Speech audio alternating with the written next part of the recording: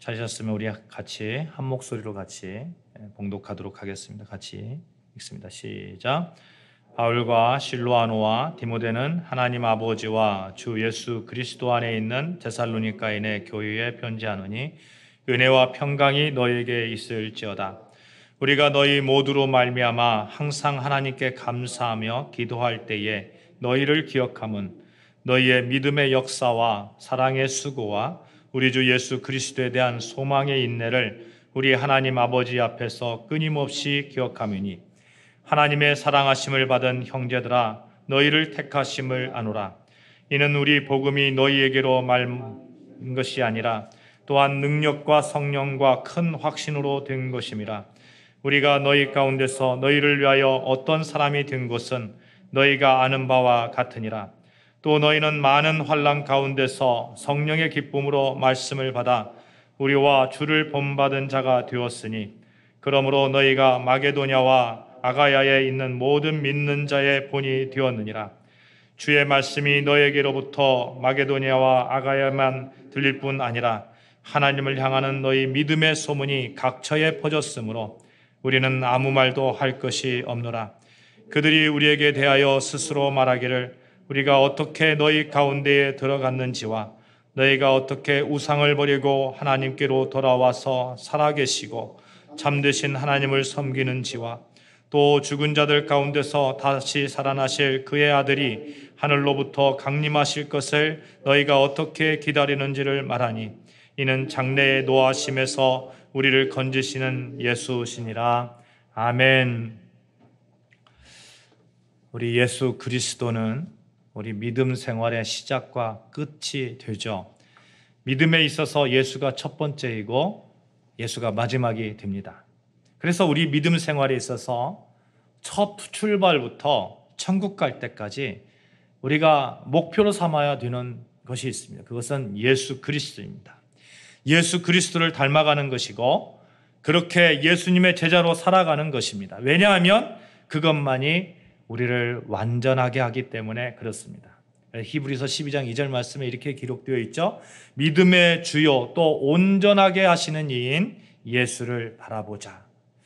예수는 우리를 완전하게 하십니다. 사랑하는 여러분, 예수님만 바라보시면서 시선을 예수님께 고정시키시면서 우리 같이 이렇게 고백했으면 좋겠습니다. 주님 사랑합니다. 주님은 내 삶의 주인이십니다. 같이 고백합시다. 시작. 주님 사랑합니다. 주님은 내 삶의 주인이십니다. 또 우리 이렇게 고백합시다. 주님 의지합니다. 주님 위에 살기 원합니다. 같이 고백합니다. 시작. 주님 의지합니다. 주님 위에 살기 원합니다. 이렇게 고백하며 하루하루 멋진 삶을 이루어 가시기를 주님의 이름으로 축복합니다. 그렇게 나아가면 우리 주님께서 우리를 인정해 주시고 갈 길을 보여주시고 복을 주시라고 믿습니다. 교회 와서 다른 것 보지 말고 예수 바라보자는 거야. 그것이 은혜입니다. 사람 보지 말고 건물 보지 말고 교회 어떤 교세 보지 말고 목사 보지 말고 예수만 바라보는 거예요. 예수만. 그러면 주님께서 다른 모든 것을 채워주실 것입니다. 우리 같이 그런 마음으로 같이 찬양합시다. 두 손 들고 찬양합니다. 다시 오실 랑 여호와께 오직 주만이 나를 다스리시네. 같이 찬양합니다. 두 손 들고 찬양합니다. 다시 오실 왕 여호와께 오직 주만이 나를 다스리네.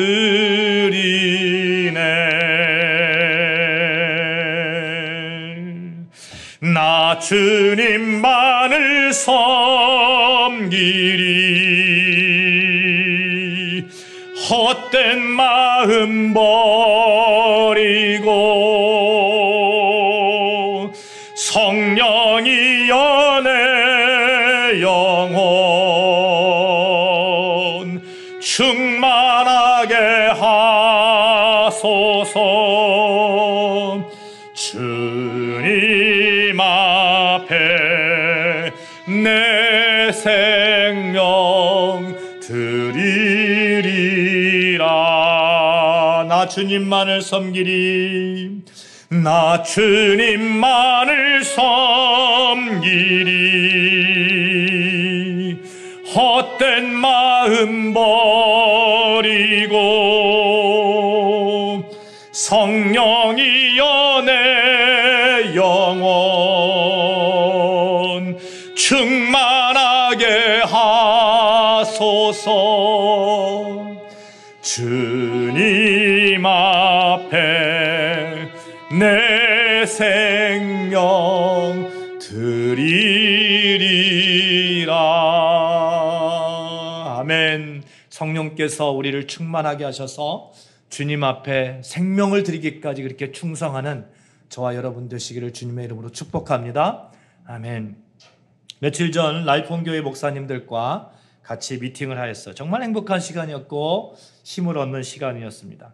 코로나로 인해서 참 어려운 시기를 겪고 있잖아요. 정말 그렇게 겪고 있습니다. 그런데 이렇게 겪고 있는 이 시기 가운데 정말 우리가 바라봐야 되는 것이 무엇인가 하는 것. 어려움만 바라볼 것인가? 아니다. 우리가 예수를 바라봐야 된다. 그렇게 우리가 서로 확인하고 격려하고 힘을 얻는 그런 시간이었습니다. 목사님과 얘기를 나누면서 든 생각이 있어요. 이렇게 우리가 수고하는 이유는 무엇일까? 왜 이렇게 우리는 수고하고 있는 것인가? 너무나 우매한 질문 같죠? 그래도 그렇게 질문하면서 우리의 정체성을 다시 한번 확인하면서 새롭게 하였습니다. 여러분과 제가 이렇게 수고하는 이유가 무엇입니까? 여러분은 왜 주일에 나와 예배하고 찬양하고 또 세상 사람들에게 눈촉을 받으며 예수를 전합니까? 오늘 또 저녁에 피아니스트를 모시고 콘서트를 합니다. 교회에서 감당해야 되는 부분도 있어요. 세상 사람들이 보면 참 이상합니다. 지난달에 우리가 콘서트를 했는데 어떤 분께서 이런 말씀을 하시는 걸 들었습니다. 이렇게 좋은 음악회를 공짜로 봐도 되는 것입니까? 정말 세상 사람들이 볼 때에는 정말 이상한 거예요. 왜 이렇게 좋은 콘서트 무료로 하지? 여러분, 우리가 이렇게 수고하는 이유가 무엇입니까? 예수 그리스도 아닙니까? 예수를 위해서, 예수 복음을 위해서 우리가 입술을 열어 고백했듯이 예수를 사랑하기 때문에 하는 수고입니다. 그 예수 사랑이 하나님의 자녀로 아름답게 세상을 살아가게 하고 이미 임한 하나님의 나라의 백성으로서 살아가게 하고 그것을 누리며 전하는 것임을 알기 때문에 그렇게 수고하는 거 아닙니까? 사랑하는 여러분, 우리가 예수를 사랑한다고 고백하는 순간 우리에게 따라다니는 것이 있어요. 그것은 예수를 위한 수고입니다. 고린도전서 13장에 보시면 우리가 그리스도인으로 살아가는데 꼭 필요한 것들이 기록되어 있어요. 여러분도 잘 아시는 믿음, 소망, 사랑이죠. 그렇죠? 13장 13절 제가 읽겠습니다. 그런즉 믿음, 소망, 사랑 이 세 가지는 항상 있을 것인데 그 중에 제일은 사랑이다. 이 말씀 가운데 항상 있을 것인데, 항상 있다라는 것은 항상 존재한다 이런 뜻이잖아요.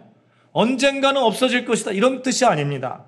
엄청난 차이가 있어요. 항상 존재하는 것과 언젠가 없어지는 것, 이거 엄청난 차이잖아요. 비교할 수 없는 존재 가치가 있고 중요한 것입니다. 믿음, 소망, 사랑 이 세 가지는 정말 비교할 수 없이 중요합니다. 가치가 있어요. 이렇게 중요한 가치를 가지고 있는 믿음, 소망, 사랑이 오늘 본문에서는 이렇게 구체적으로 기록되어 있습니다. 믿음의 역사와 사랑의 수고와 소망의 인내. 사랑하는 여러분, 믿음에는 역사가 있어야 됩니다. 여기에서 역사라는 의미는 히스토리 이런 뜻이 아니에요. 과거 사실에 대한 기록이 아닙니다. 역사라는 의미를 가지고 있는 에르곤이라는 그 원어적 의미는 어떤 일을 한다, 행위를 한다, 사역을 한다, 과제가 있다 이런 뜻이에요. 믿음이라는 것에는 믿음의 역사라는 얘기는 행동이나 적극적인 열심을 나타내고 있는 겁니다. 믿음이야말로 믿음이 있는 사람은 행동하게 합니다. 믿음은 행동하게 하잖아요. 행동의 원동력이 되고 원인이 되는 것입니다. 예수 그리스도에 대한 확실한 믿음을 가지고 있으면 예수 그리스도에 대한 그 사랑으로, 예수 그리스도를 위한 그 몸부림으로 어떤 행동을 하게 되어 있는 것입니다. 여러분과 제가 이 자리에 예배드리고 있잖아요. 이 행위도 사실 우리가 어떤 행동했기 때문에 이 예배 자리에 있는 겁니다. 왜 남들은 편히 휴식을 취하는 휴일 아침에 일찍 일어나서 이 예배 자리에 나왔습니까? 그 원동력이 어디에 있습니까? 여러분의 믿음인 거예요. 여러분의 믿음. 오늘 그렇게 행동으로 보여주신 여러분의 믿음에 하나님의 놀라운 축복이 임하시기를 주님의 이름으로 축복합니다. 아멘. 또 있죠. 사랑의 수고. 여기서 수고라는 의미는 채찍질하다, 애쓰다 이런 뜻이에요. 온갖 고통을 무릅쓰고 열심히 애쓰면서 기쁜 마음으로 하는 것을 바랍니다. 또 있어요. 소망의 인내라는 것. 인내라는 원어적 의미는 머물다라는 의미를 가지고 있어요. 사람들이 무거운 짐을 느끼잖아요. 무거운 짐을 느끼면 그걸 얼른 벗어버리려고 합니다. 한 교회를 잘 섬기다가도 섬기는 것이 무거운 짐처럼 느껴지는 순간 그 짐을 벗어버리려고 합니다. 사단은 그래서 자꾸 우리가 무거운 짐을 졌다고 이렇게 왜곡해서 어떤 현상을 보게 만드는 거예요. 그런데 소망의 인내에서 볼 수 있듯이 소망하는 자는 무거운 짐 아래에서 끈기 있게 견뎌냅니다. 그리스도인은 예수 부활을 믿는 사람이에요. 그리스도인은 재림하실 예수를 믿는 사람들입니다. 예수님께서 다시 이 땅에 오실 때에 영원한 생명에 들어가며 만물을 지배하게 될 것을 그 믿는 그 소망을 가진 사람들입니다. 이러한 소망으로 오늘의 고난과 박해를 이겨나가는 거예요. 사랑하는 여러분, 여러분에게 믿음의 역사가 있기를 축복합니다. 여러분에게 사랑의 수고, 소망의 인내 아래에서 천지를 창조하신 하나님의 인정하심, 착하고 충성된 정아, 그렇게 속삭이시는 주님의 음성을 듣기를 축복합니다. 신앙생활에서 믿음의 역사와 사랑의 수고와 소망의 인내는 신앙인에게 존재 의미를 부여합니다. 오늘은 여러분과 함께 이 세 가지 중에서 사랑의 수고에 대해서 좀 더 깊이 은혜를 나누고자 합니다. 기독교는 사랑의 바탕을 두고 있어요. 사도 요한이 요한 1서 4장 8절에 하나님은 사랑이시다 이렇게 말씀하고 있잖아요. 하나님은 사랑의 본질이라는 거예요. 하나님은 어떻게 사랑의 수고를 했습니까? 하나님도 사랑의 수고를 했어요. 사랑을 위해서 어떤 수고를 했어요?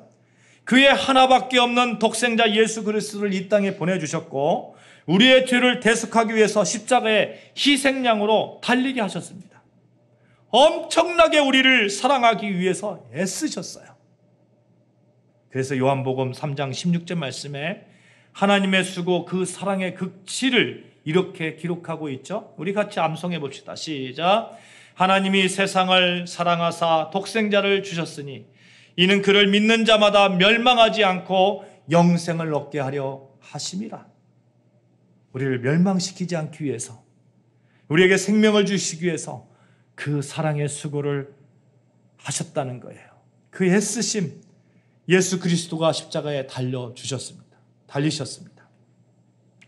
이 사랑을 우리는 보았고 본받고 있어요. 그래서 그리스도인의 삶은 하나님의 사랑에 직결되어 있기 때문에 우리 역시 이 사랑의 수고, 사랑의 애씀 가운데 있어야 됩니다.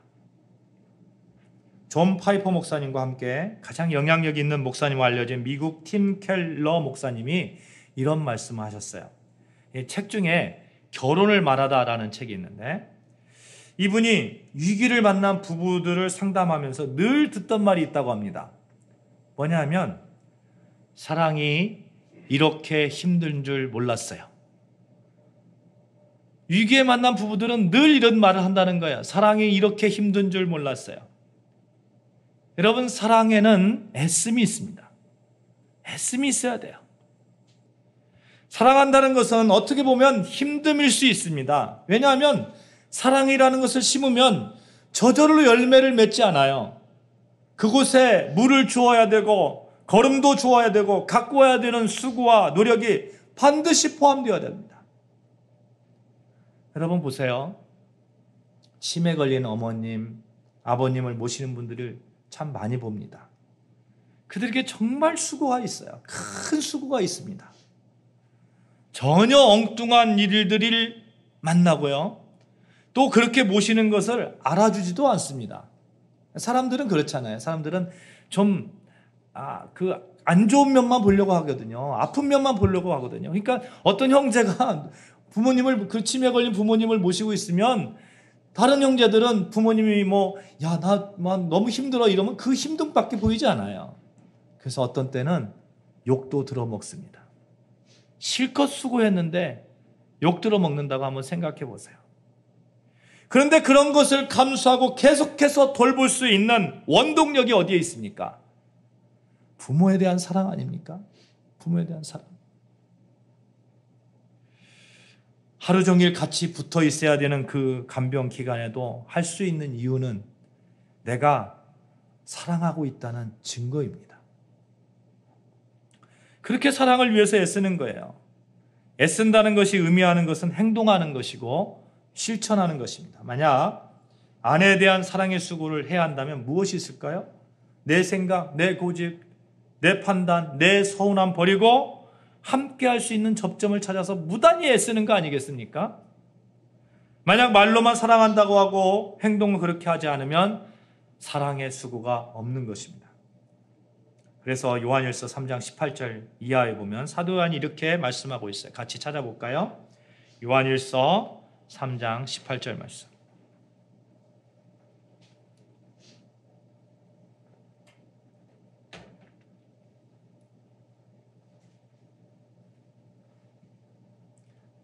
같이 있습니다. 시작. 자녀들아, 우리가 말과 혀로만 사랑하지 말고 오직 행함과 진실함으로 하자. 이로써 우리가 진리에 속한 줄을 알고 또 우리 마음을 주 앞에서 굳세게 하리니. 아멘. 우리가 믿음을 지켜나가는 거, 주 앞에서 굳세게 하는 거, 우리가 믿음이 있다는 것을 아는 방법, 그것은 사랑을 행하는 거예요.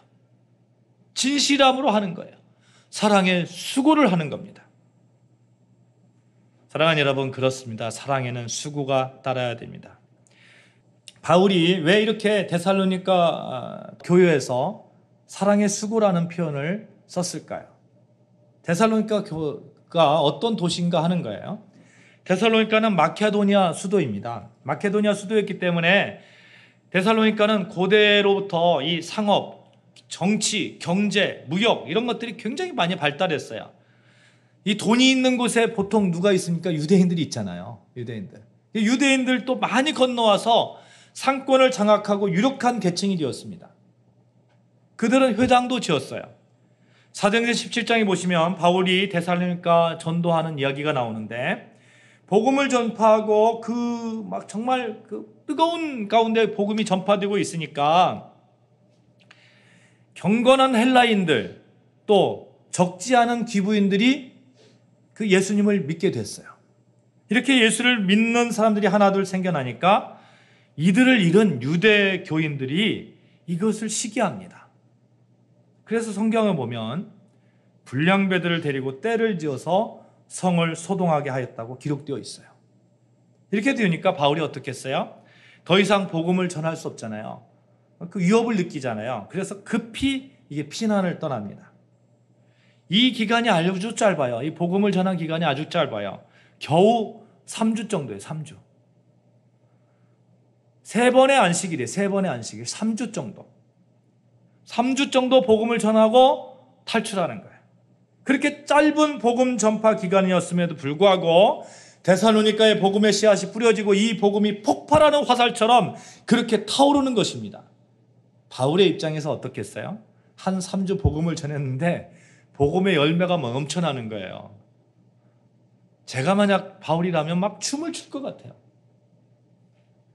바울도 너무 감격스러웠죠.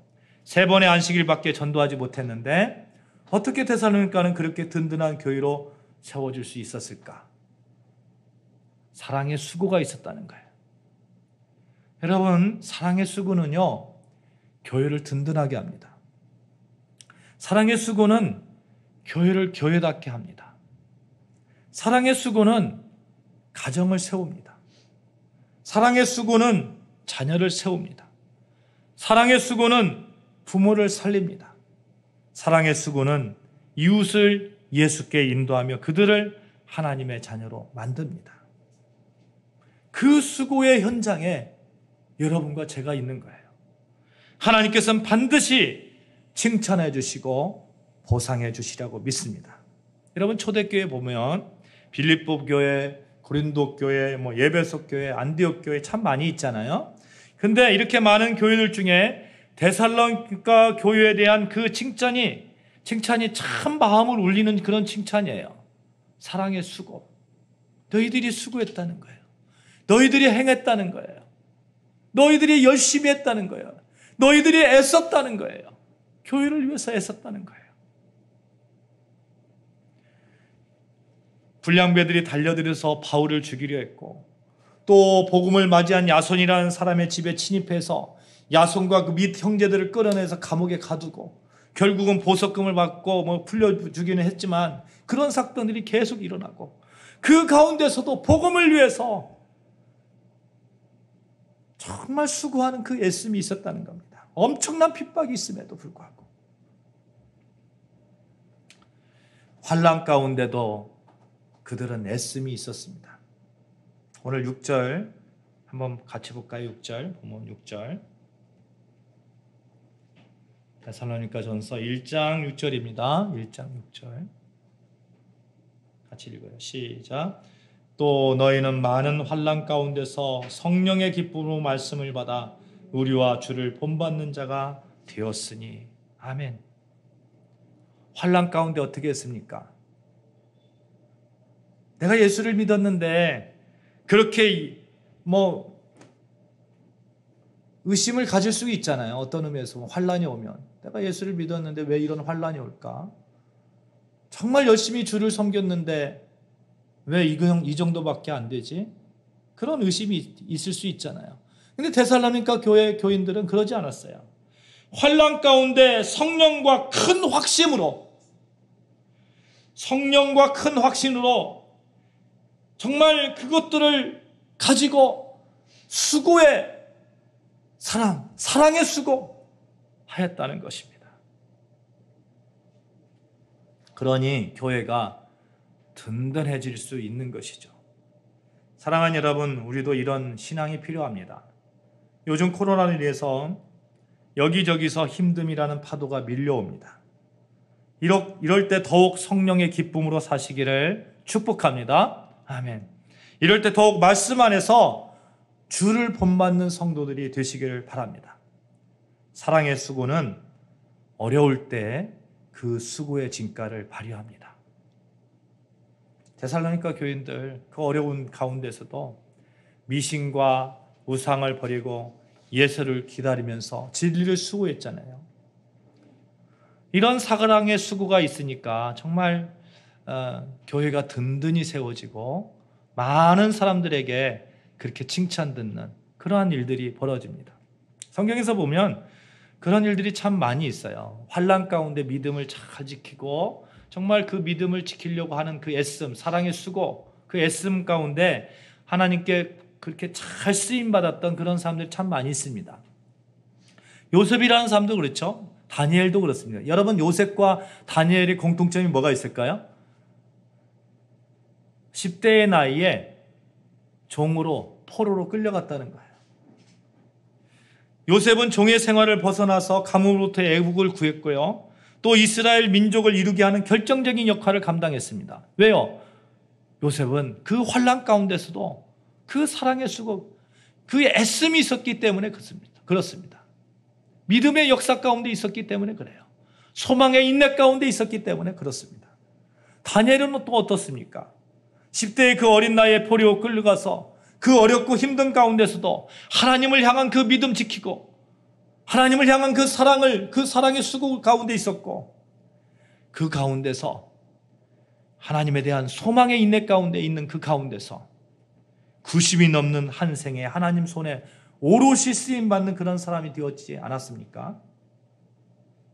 사랑하는 여러분, 우리에게 시험이 있을 수 있어요. 환난이 있을 수 있습니다.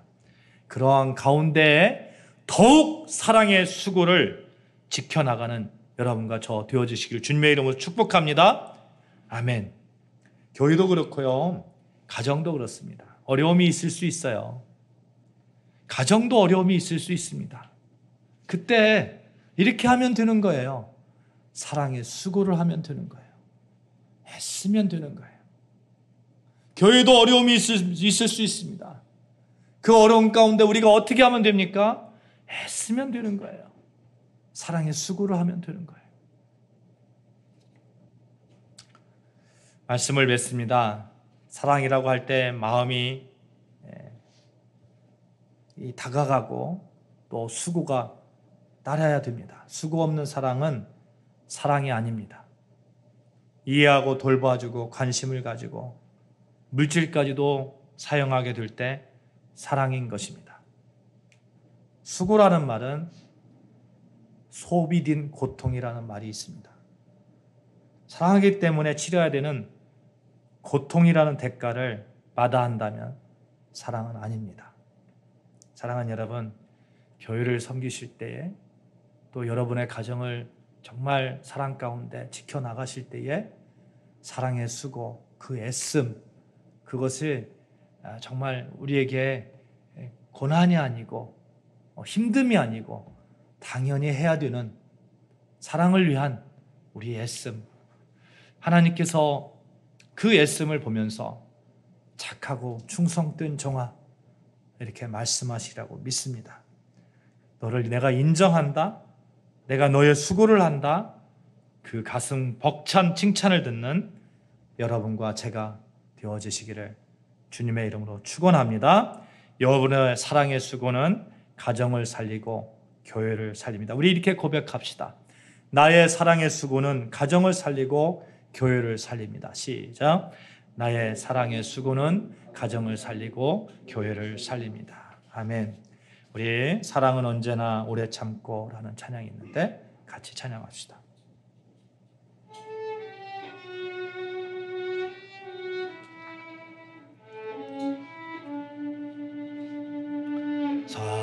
사랑은 언제나 오래 참고 사랑은 언제나 온유하며 사랑은 시기하지 않으며 지아랑도 교만도 아니하며 사랑은 무례히 행치 않고 자기의 유익을 굳지 않고 사랑은 성내지 아니하며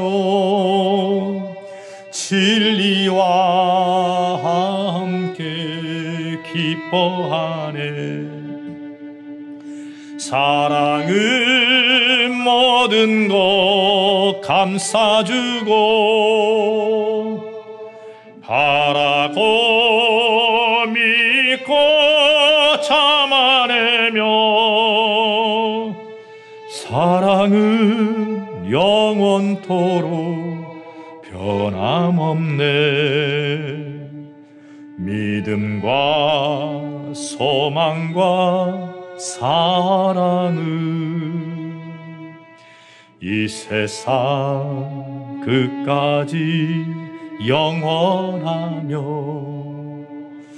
믿음과 소망과 사랑 중에 그 중에 제일은 사랑이라. 그 중에 제일은 사랑이라. 기도하시겠습니다. 하나님 아버지,